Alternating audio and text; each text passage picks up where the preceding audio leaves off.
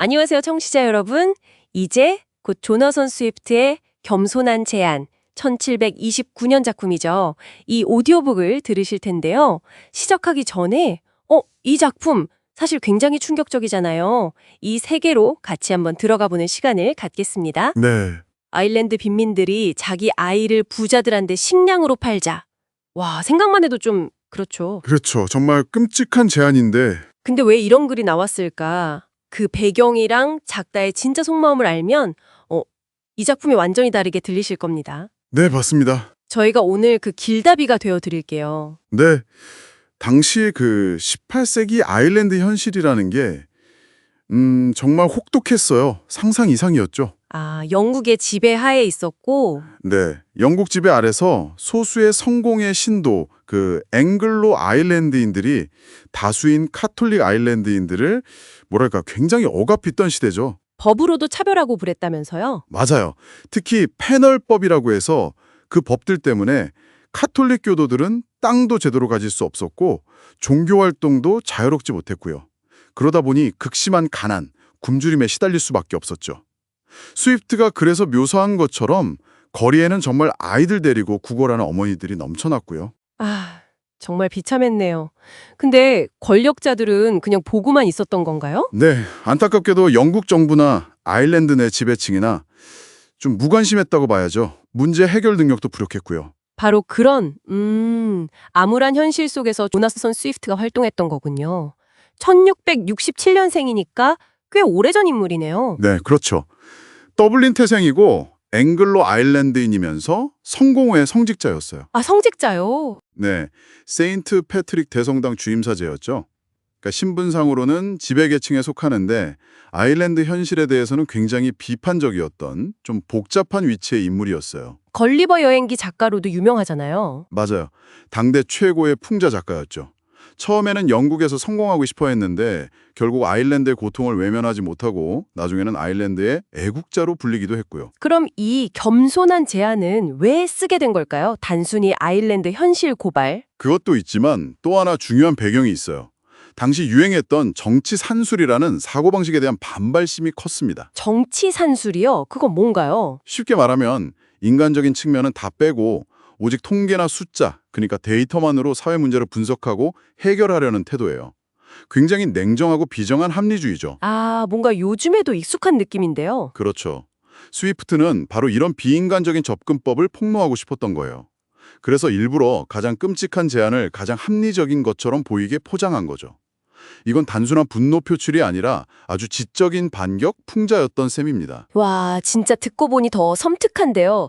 그 겸손한 제안이라는 게 결국 1살짜리 아기를 부자들 식탁에 올리자는 거잖아요. 네, 맞습니다. 근데 그걸 무슨 경제보고서처럼 썼다고요? 네, 아주 냉담하게 그 이점들을 쭉 나열해요. 이걸 실행하면 카톨릭 인구가 줄어들 거다. 아이들이 집세 내는 자산이 될 수 있다. 부모는 양육비를 아끼고 국가는 재정이 늘어날 거다. 뭐 이런 식이죠. 세상에. 심지어 아이를 팔아서 빈민층 수입이 늘고 남편들이 수익성 있는 아내를 더 존중하게 될 거라는 진짜 말도 안 되는 궤변까지 늘어놓습니다. 정말 할 말을 잃게 만드네요. 핵심은 그 냉담하고 무미건조한 어조, 그리고 통계 분석을 가장한 서술 방식이에요. 인간을 철저히 가축이나 성풍 취급하는 언어를 쓰면서 당시 지배층의 그 무감각함, 비인간성을 마치 거울처럼 비춰주는 거죠. 이런 내용을 썼으니 당연히 익명으로 낼 수밖에 없었겠네요. 그렇죠. 실명으로 냈다면 파장이 어마어마했을 겁니다. 그렇다면 이 끔찍한 제안, 그 뒤에 숨겨진 스위프트의 진짜 비판 대상은 누구였을까요? 영국 정부? 아일랜드 지배층? 물론 그들도 주요 타겟이었죠. 가난한 사람들에 대한 냉담함, 정책 실패 같은 것들이요. 하지만 더 깊이 들어가면 인간성을 고려하지 않는 모든 종류의 합리적 해결책, 그 비정한 논리 자체를 비판한 거라고 볼 수 있어요. 아, 단순히 특정 대상만이 아니라 그런 사고 방식 자체를요. 네. 그리고 어쩌면 당시 영국의 통치 아래서 좀 무력감을 느꼈을 앵글로 아일랜드 엘리트들, 그러니까 자기 자신들에 대한 자조적인 비판의 의미도 있었을지 모릅니다. 흥미롭네요. 그럼 스위프트가 진짜 원했던 해결책은 뭐였을까요? 사실 글 말미에 슬쩍 나와요. 아주 빈정대는 투로요. 자신이 진짜 제안하고 싶었던 개혁안들인데 예를 들면 부재지주에게 세금을 매기자, 국산품을 애용하자, 사치를 금지하자, 좀 더 자비심을 갖자, 이런 현실적인 방안들이죠. 아하, 결국 충격을 줘서 정신 차리게 하고 진짜 해결책에 주목하게 만들려는 고도의 전력이었군요. 바로 그거죠. 당시 사람들은 이걸 어떻게 받아들였을지 궁금한데요. 다들 충격만 받았을까요? 물론 충격받은 사람도 많았겠지만 재미있는 일화가 있어요. 베서스트경이라는 귀족이 스위프트에게 편지를 보냈는데 그 내용을 보면 몇몇 식자층은 이게 풍자라는 걸 알아채고 그 유머랄까? 그 의도를 이해했던 것 같아요. 그렇군요. 그럼 이 작품 어떤 분들이 들으면 특히 더 흥미로울까요? 아무래도 날카로운 사회 비판이나 이런 강력한 풍자의 힘에 관심 있는 분들이라면 정말 흥미롭게 느끼실 겁니다. 또 18세기 아일랜드 역사, 그리고 합리성이라는 게 어떻게 함정이 될 수 있는지 그런 부분에 대해 생각해 보길 좋아하는 분들께도 추천하고 싶어요. 네. 인간 존엄성, 사회적 무관심 같은 묵직한 주제를 던지면서도 그걸 표현하는 방식은 정말 수사하게 극치라고 할 수 있거든요. 자, 이제 겸손한 제안 오디오북을 들으실 준비가 되셨기를 바랍니다. 이 작품은 단순히 충격적인 이야기가 아니에요. 끔찍한 과장 속에 우리가 외면하고 싶은 가난과 무관심이라는 현실을 비추는 거울과 같습니다. 네. 인간 존엄성을 지키기 위해 역설적으로 인간성을 파괴하는 듯한 지독하게 냉철하고 논리적인 부조리의 세계, 곧 경험하시게 될 겁니다. 그리고 어쩌면 이 글을 다 듣고 나면 오늘날 우리 사회의 수많은 합리적인 해결책들을 조금 다른 시각으로 다시 한번 생각해보게 될지도 모르겠습니다.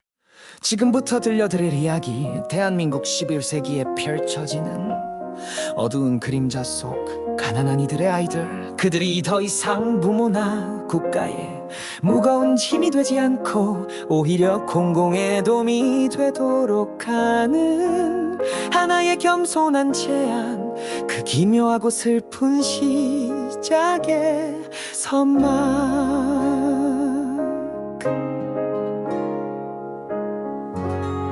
보라 이 거리를 번잡한 대도시의 심장부나 쓸쓸한 시골길을 걷는 자들 모두가 보게 되는 애처로운 광경이 있나니 3명, 4명 혹은 6의 아이들 해진 옷까지 걸치고 거리와 길가 판자집 문 앞에 서서 지나가는 이들에게 손 내미는 여인들, 어머니들의 행렬이여 끝없이 이어지는구나. 슬픈 절망, 정직하게 살 길 막막한 어머니들, 무력한 아이들의 한 끼 위해 온 하루를 구걸로 보내네. 아이들은 자라 일자리 없어 도둑이 되거나 정든 고향 떠나 위험 속으로 내몰리거나 저임금의 해외 노동자로 팔려가기도 한다.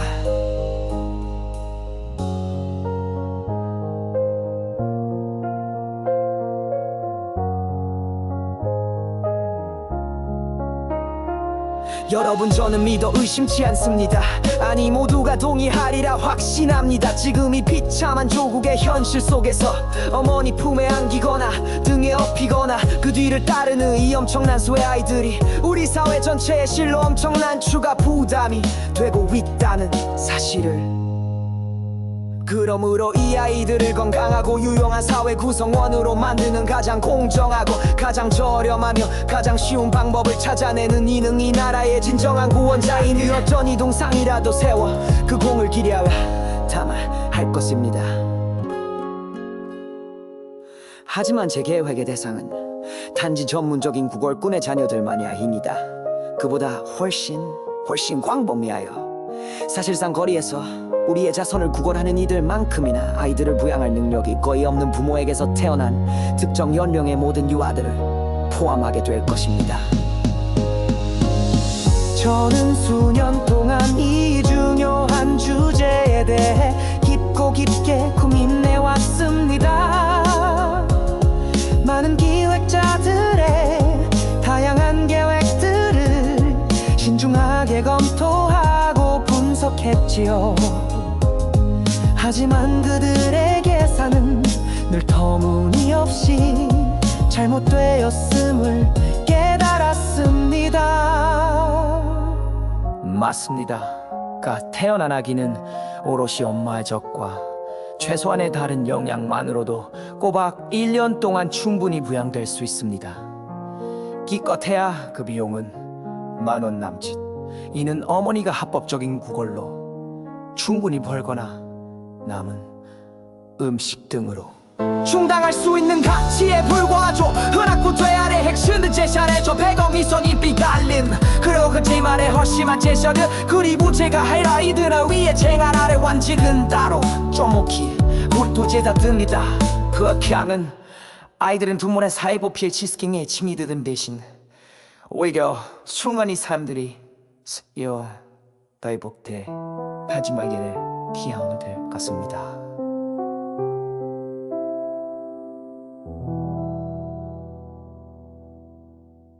샵샵 번역 및 각색 시작 샵샵.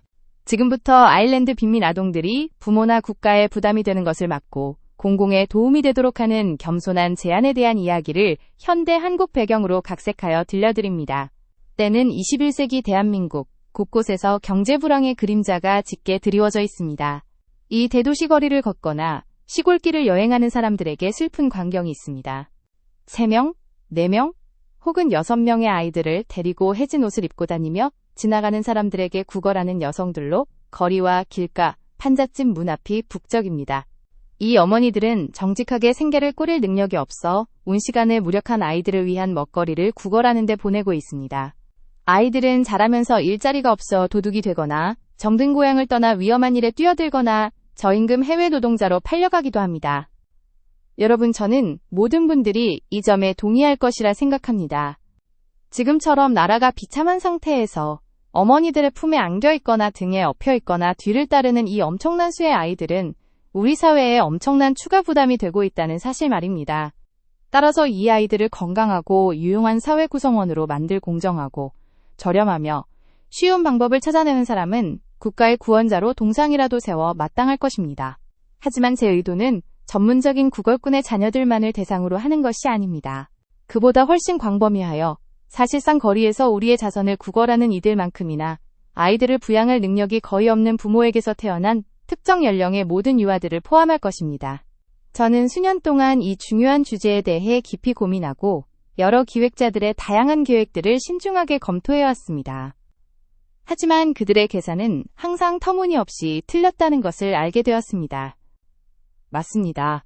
갓 태어난 아이는 엄마의 젖으로 최소한의 다른 영양만으로도 꼬박 1년 동안 부양될 수 있습니다. 기껏해야 그 비용은 10,000원 남짓일 겁니다. 이는 어머니가 합법적인 구걸로 충분히 벌거나 남은 음식 등으로 충당할 수 있는 가치죠. 그리고 제가 이 아이들을 위해 제안하는 방식은 정확히 1살부터 시작됩니다. 그렇게 하면 아이들은 부모나 사회복지 시스템에 부담이 되는 대신 오히려 수많은 사람들의 식비와 의복비에 기여하게 될 것입니다. 제 계획의 또 다른 큰 장점은 자발적인 낙태와 여성들이 사생아를 살해하는 끔찍한 관행을 막을 수 있다는 것입니다. 우리 사회에서 너무나 흔한 일이죠. 가엾고 순진한 아기들을 희생시키는 것은 수치심보다는 비용을 피하기 위해서라고 저는 생각합니다. 이는 가장 잔인하고 비인간적인 가슴에도 눈물과 연민을 자아낼 만한 일입니다. 비록 현재 나라의 어려운 상황에서는 그렇게 많지 않으리라 생각하지만요. 이 나라의 인구를 보통 1,500만 명으로 계산할 때 저는 이 중 20만 쌍 정도가 아이를 낳을 수 있는 부부라고 추정합니다. 2수에서 3만 쌍은 자녀를 스스로 부양할 능력이 있는 부부들을 뺍니다. 하지만 이 수치를 인정하더라도 여전히 17만 쌍의 부부들이 남습니다. 저는 다시 5만 명을 유산하거나 사고나 질병으로 인해 1년 안에 사망하는 아이들 수로 뺍니다. 그렇게 하면 해마다 가난한 부모에게서 태어나는 아이들 중 딱 12만 명이 남습니다. 따라서 문제는 이 많은 아이들을 어떻게 키우고 부양할 것인가 하는 것입니다. 시골을 말씀드리는 겁니다. 이는 제가 이미 말씀드린 것처럼 현재 상황에서는 지금까지 제안된 모든 방법으로는 도저히 불가능합니다. 우리는 이들을 수공업이나 농업에 고용할 수도 없습니다. 그들은 집을 짓지도 못하고 땅을 경작하지도 못합니다. 그들은 6살이 될 때까지는 도둑질로도 생계를 꾸리기 어렵습니다. 물론 그 전에 기초적인 기술을 배우기도 하지만 이 시기에는 그저 견습생으로 볼 수밖에 없습니다. 저는 상인들로부터 확신을 얻었습니다. 12살 미만의 소년이나 소녀는 팔 수 있는 상품이 아니라고 말입니다. 그리고 그 나이가 되더라도 거래소에서 30만 원, 많아야 35만 원 정도밖에 나가지 않습니다. 이는 부모나 국가에 아무런 이득이 되지 못합니다. 아이를 먹이고 입히는 데 드는 비용이 그 가치의 최소 4배는 되기 때문입니다. 따라서 저는 이제 겸손하게 저 자신의 생각을 제안하고자 합니다. 제안하건대 이 방법은 최소한의 반대도 없을 것이라 확신합니다. 제가 런던에서 알고 지내는 매우 박식한 미국인에게서 확신을 얻었습니다. 잘 키워진 건강한 어린아이는 1살이 되면 매우 맛있고 영양가가 풍부하며 건강한 음식이라는 것입니다. 삶든, 굽든, 찌든, 튀기든 말이죠. 저는 의심의 여지 없이 어떤 요리에도 잘 어울릴 것이라 확신합니다. 따라서 저는 겸손하게 대중의 고려를 위해 제안합니다. 이미 계산된 12만 명의 아이들 중 2만 명은 번식을 위해 남겨두는 것입니다. 그중 수컷은 오직 4분의 1만으로 합니다. 이는 양이나 소, 돼지에게 허용하는 비율보다 훨씬 높은 것이죠. 그 이유는 이 아이들이 결혼의 결실이 아닌 경우가 드물기 때문입니다. 우리 사회에서 중요하게 여겨지지 않는 상황이죠. 그러므로 수컷 1명이 암컷 4명을 상대하기에 충분할 것입니다. 나머지 10만 명은 1살이 되면 왕국의 귀족과 부유한 사람들에게 판매용으로 제공될 수 있습니다. 항상 어머니들에게 마지막 한 달 동안 충분히 젖을 먹여 통통하고 살찌게 하여 좋은 식탁에 오를 수 있도록 조언합니다.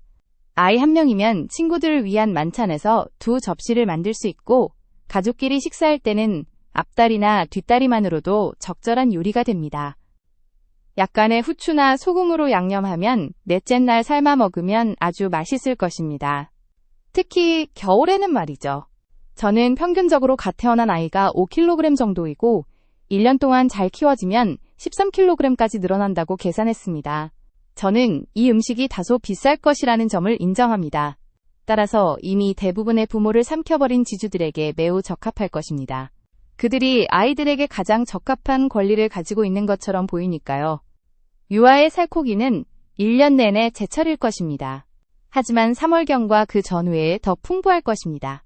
저명한 프랑스 의사인 한 진지한 작가로부터 들은 바에 따르면 생선이 다산적인 식단이기 때문에 사순절 후 약 9개월 후에 가톨릭 국가에서 다른 어떤 시기보다 많은 아이들이 태어난다고 합니다. 따라서 사순절 후 1년을 계산하면 시장은 평소보다 더 넘쳐날 것입니다. 이 왕국에서 가톨릭 유아의 수가 적어도 3대 1이기 때문이죠. 따라서 이는 우리 가운데 가톨릭 신자의 수를 줄이는 또 다른 부수적인 이점을 가져올 것입니다. 이 목록에는 모든 소작농, 노동자, 농민의 5분의 4를 포함합니다. 저는 국어라는 아이를 키우는 데 드는 비용이 누더기를 포함하여 연간 약 10,000원 정도라고 이미 계산했습니다. 그리고 어떤 신사도 통통하고 좋은 아이 1명의 시신에 50만 원을 지불하는 것에 불평하지 않으리라 믿습니다. 제가 말씀드린 것처럼 이는 4접시에 훌륭하고 영양가 있는 고기가 될 것이며 특별한 친구 몇 명이나 자신의 가족과 함께 식사할 때 유용할 것입니다. 따라서 지주들은 좋은 지주가 되는 법을 배우고 소작인들 사이에서 인기를 얻을 것입니다. 어머니들은 순수익 49만 원을 얻게 되고 다른 아이를 낳을 때까지 일할 준비가 될 것입니다. 시대가 요구하는 대로 인정해야 합니다만 더 절약적인 사람들은 시신의 가죽을 벗겨낼 수 있습니다. 능숙하게 가공된 가죽은 숙녀들을 위한 훌륭한 장갑과 멋진 신사들을 위한 여름 부츠가 될 것입니다. 우리 도시 서울에 대해서 말하자면 이 목적을 위해 가장 편리한 곳에 도살장을 지정할 수 있습니다. 그리고 도축업자들이 부족하지 않을 것이라 확신합니다. 비록 저는 살아있는 아이를 구매하여 막 잡아서 뜨거울 때 요리하는 것을 더 추천합니다. 우리가 돼지 통구이를 하는 것처럼 말이죠. 박사님은 잠시 숨을 고릅니다. 듣고 있던 아주머니가 당황한 표정을 짓습니다. 아니, 박사님, 이게 무슨 아이들을 식용으로 판다니요? 아주머니, 진정하십시오. 이건 냉철한 경제적, 사회적 제안입니다. 감정적인 부분은 잠시 접어두셔야 합니다. 하지만요. 잠시 다른 이야기를 해보죠. 최근에 제가 매우 존경하는 진정한 애국자인 훌륭한 분께서 이 문제에 대해 논의하시다가 제 계획에 대한 개선안을 제안하셨습니다. 그분은 이 나라의 많은 신사들이 최근 사슴 사냥을 중단하면서 사슴고기 부족에 시달리고 있다고 말씀하시며 일자리가 없어 굶주릴 위기에 처한 14살 미만, 12살 이상의 젊은 남녀의 몸으로 사슴고기 부족을 충분히 보충할 수 있다고 생각하셨습니다. 이들은 살아있는 부모나 가장 가까운 친척에 의해 처리될 수 있다는 것이었죠. 그러나 그러한 훌륭한 친구이자 애국자에 대한 당연한 존경심을 표하지만 저는 전적으로 그분의 생각에 동의할 수 없습니다. 남자아이들에 대해 말하자면 제 미국인 지인은 잦은 경험을 통해 그들의 살코기가 끊임없는 운동으로 인해 우리 학교 아이들처럼 질기고 마르며 맛도 좋지 않다고 확신시켜 주었습니다. 그리고 그들을 살찌우는 데는 비용이 너무 많이 듭니다. 물론 매우 부당하지만 말이죠. 여자아이들에 대해서는 겸손하게 말씀드리지만 이는 사회적으로 손실이 될 것이라 생각합니다. 왜냐하면 그들 또한 곧 번식 능력을 갖게 되기 때문이죠. 게다가 일부 양심적인 사람들은 그러한 관행을 비난할 수 있습니다. 잔인함에 약간 가깝다고 말입니다. 저는 이것이 어떤 계획이든 아무리 좋은 의도였다 할지라도 항상 저에게 가장 강력한 반대 이유였습니다. 하지만 제 친구를 정당화하기 위해 말씀드리자면 그분은 이 아이디어가 대만 출신인 유명한 살만 아자르에게서 나왔다고 고백했습니다. 그는 20여 년 전 런던에 와서 제 친구와의 대화에서 자기 나라에서는 젊은 사람이 사형에 처해지면 처형 집행자가 그 시신을 귀족에게 최고급 진미로 팔았다고 말했습니다. 특히 15살 된 통통한 소녀가 황제를 독살하려다 십자가형에 처해졌을 때 그 시신이 황제의 국무총리와 다른 고위 관리들에게 400크라운의 부위별로 팔렸다고 합니다. 네 소설 발췌문과 지침에 맞춰 분위기 있는 전환 장면의 가사 스크립트를 작성해 드리겠습니다. 박사님의 옛 이야기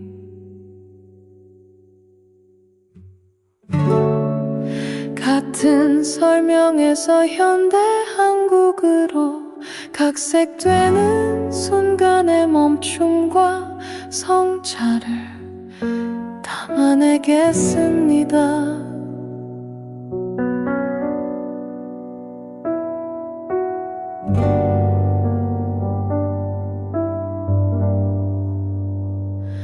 저 멀리 희미해지는 목소리 시간의 안개 속 속삭임 낯선 시대의 그림자 무엇이 옳고 그른지 우리가 멈춰선이고 과거의 메아리는 흐릿해지고 어디로 향해야 할까 이 질문은 공기 중에 머문다.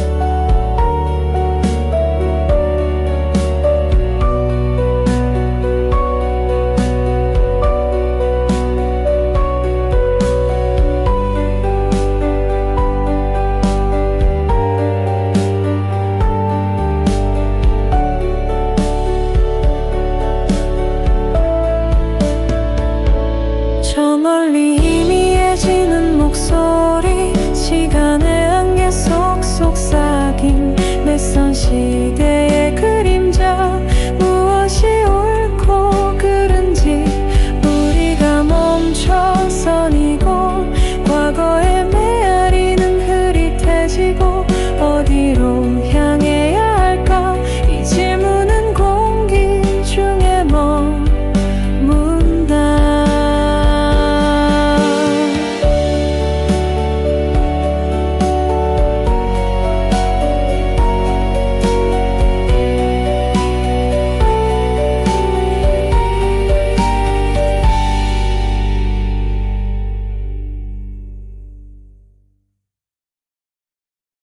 지금으로 치면 5천만 원은 넘을 겁니다.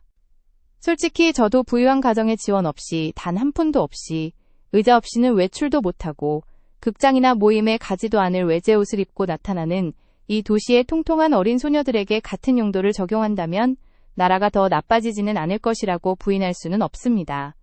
다른 시민이 조심스럽게 입을 엽니다. 그럼 나이가 많거나 병들고 다친 빈곤층은요? 그분들은 어떻게 되는 겁니까?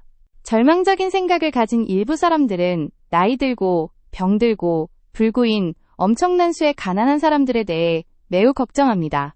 저는 그분들을 어떻게 처리해야 나라의 무거운 부담을 덜 수 있을지에 대해 고민해달라는 요청을 받기도 했습니다. 하지만 저는 그 문제에 대해 전혀 걱정하지 않습니다.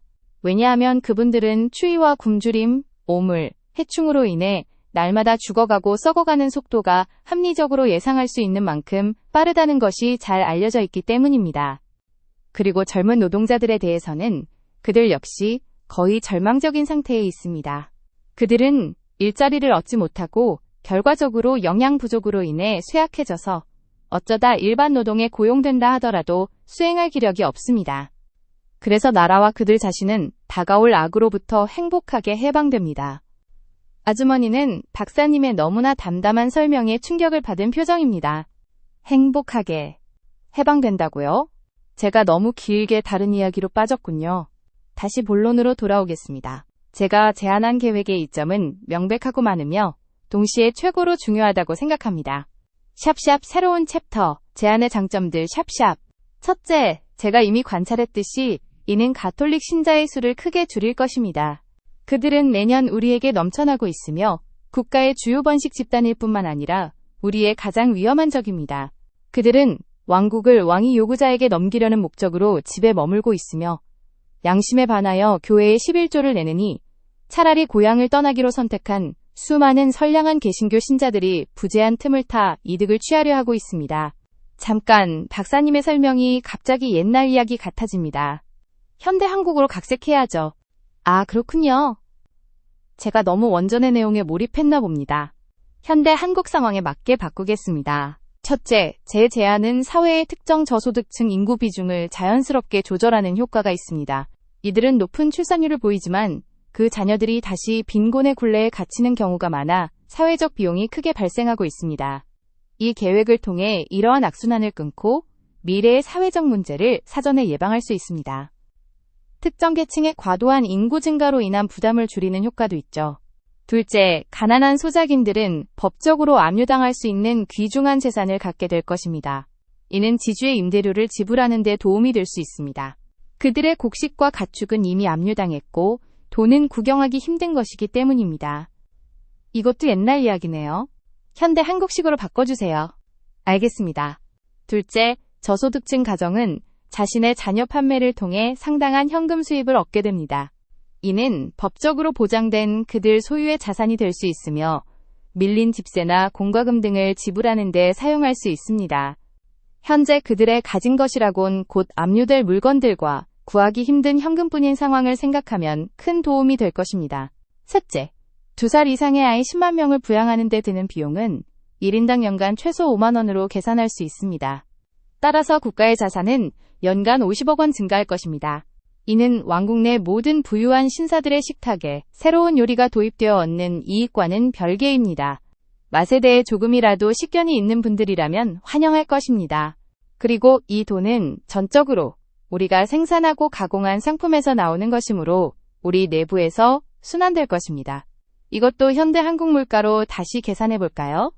아이 10만 명을 2살부터 부양하는 비용이 1인당 연간 5만 원은 너무 적습니다.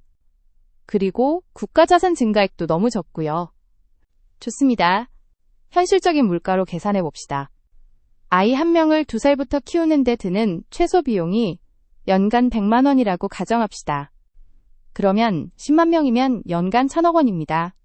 이 비용을 국가나 사회복지 시스템이 부담해야 한다면 엄청나겠죠. 하지만 제 계획대로 한 살에 판매된다면 이 아이들 부양 비용은 절감되고 판매 수익이 발생합니다. 아이 100만 명을 50만 원에 판매하면 50억 원의 수입이 발생합니다.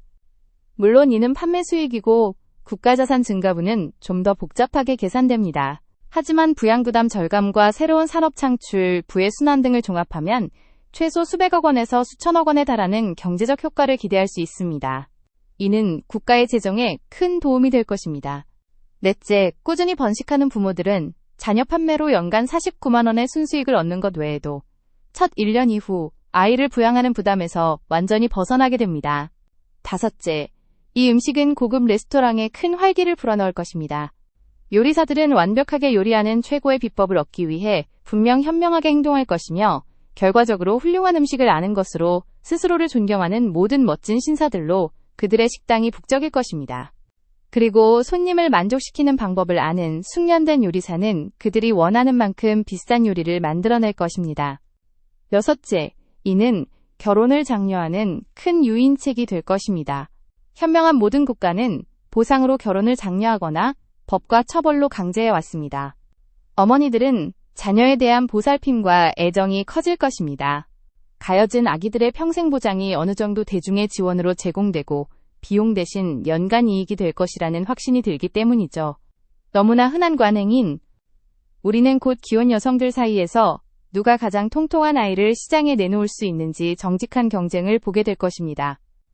남편들은 임신 기간 동안 아내를 마치 지금의 씨암탉이나 임신한 암소처럼 애지중지할 것입니다. 유산될까봐 때리거나 발로 차는 일도 없을 것입니다. 다른 많은 이점들도 열거할 수 있습니다. 예를 들어 수출되는 통조림 고기 수천 톤 추가, 돼지고기 생산 장려 및 좋은 베이컨 만드는 기술 개선 등이 있습니다. 이는 우리 식탁에서 너무 흔하게 발생하는 돼지 도축으로 인해 우리에게 매우 부족한 부분입니다. 이는 잘 자란 통통한 1살짜리 아이와 비교할 수 없습니다.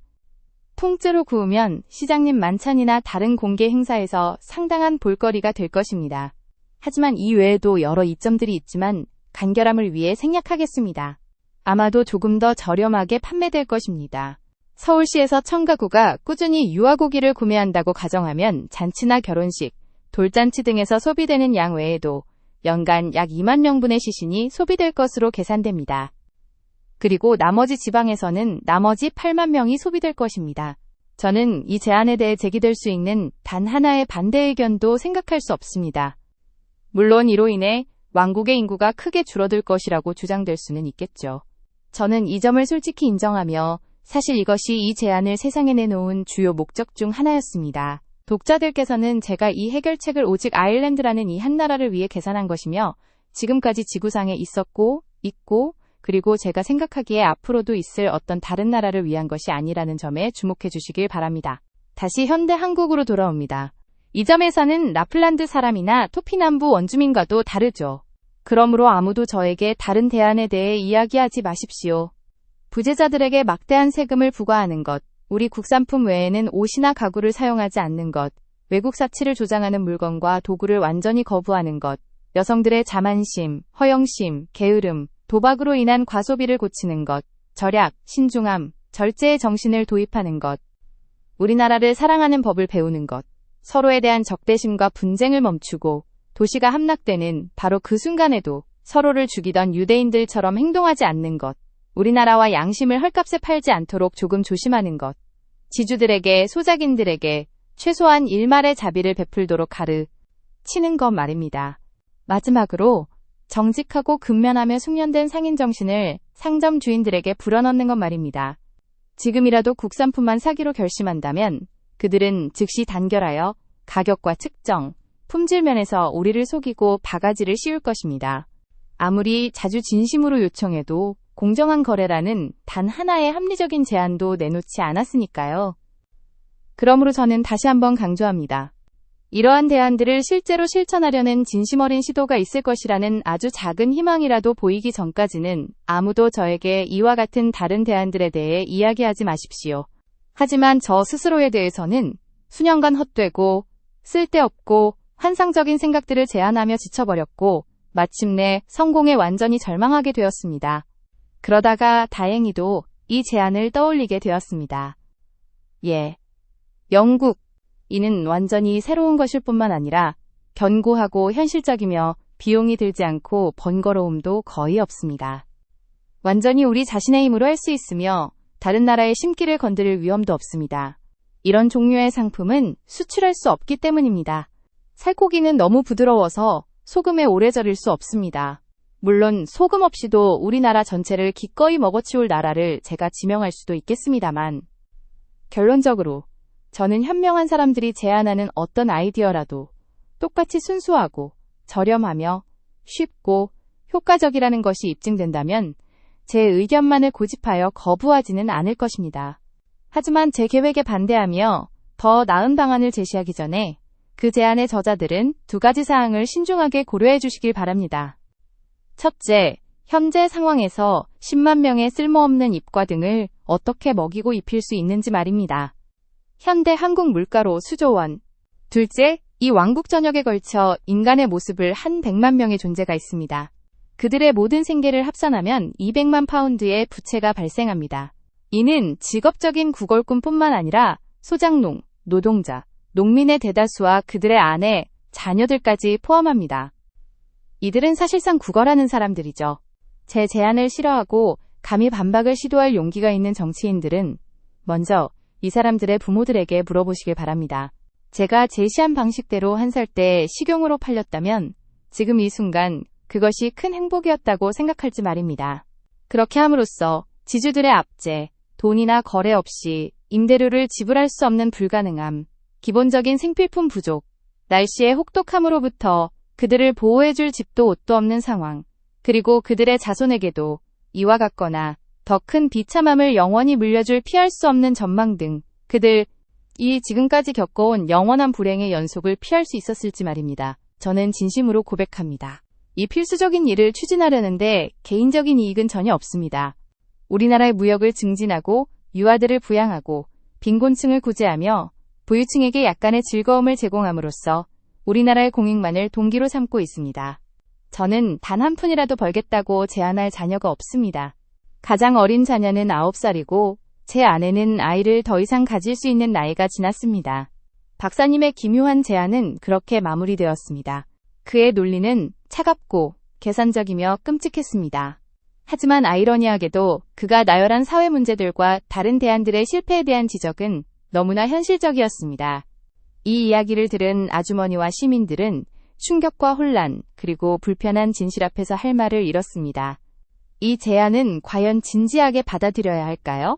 아니면 우리가 외면하는 현실에 대한 섬뜩한 경고일까요? 샵샵 번역 및 각색 종료 샵샵